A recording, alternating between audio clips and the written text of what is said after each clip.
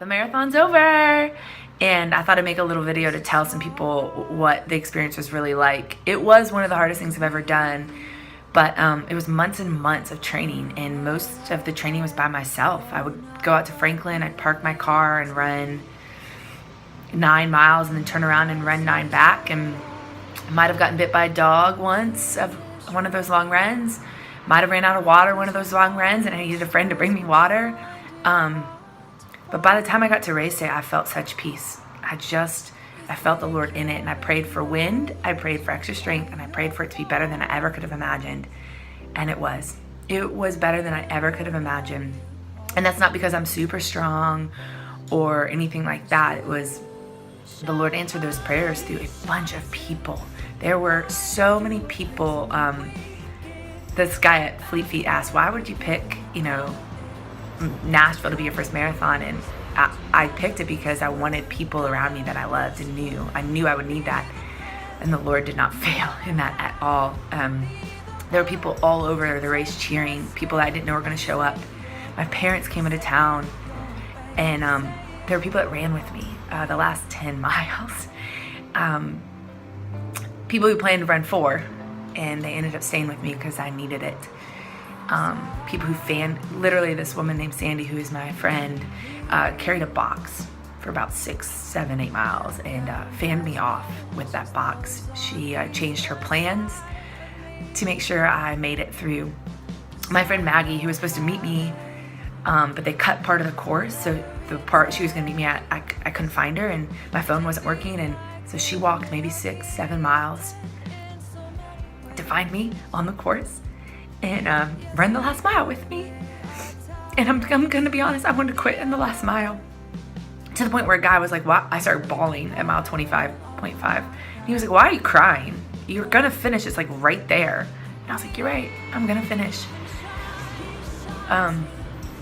The race was amazing, and I think the most amazing part of it is I saw God in every part of it. Every person that hosed me down, they had hoses everywhere. Every piece of ice that someone gave me, I just was so thankful. Every friend that I met, or new friend, old friend, I just felt the Lord in it, and I was journaling about it the next day, and I was writing, that was better than I could have ever imagined. That was my prayer. So I think anyone could run a marathon, truthfully. This big mountain that was in front of me that I never thought I could do, I did. And I did it with a lot of help. And I think that was what the Lord wanted me to see, is it wasn't really a marathon that I needed. It was a bunch of people to remind me in my life that I needed encouragement. At one point, a friend was quoting scripture over me and reminding me of God's strength. And I think the reason I loved the marathon so much was I saw the Lord in it so much, in every single part of it, especially crossing the finish line with people beside me and people waiting in front of me, friends waiting at the end. I'm like, this is life. This is life. Parts of it feel unbelievably unattainable, and it just takes some hard work and some pain, pushing through some pain, and people to encourage you. So my marathon experience was amazing, but mostly just because God reminded me, this is how I want you to run life. Looking for me in every single moment, even if it's in that glass of pickle juice someone gave me at the very end. I was like, this is great. I love this pickle juice. But I hope y'all do things that I hope y'all do things that seem impossible. And you need God to show up in them, because He will, and He does, and it turns out to be a life experience that you'll never forget. So thanks for everybody who cheered. Thanks for everyone who supported and showed up or ran with me. There were quite a few of you that ran with me.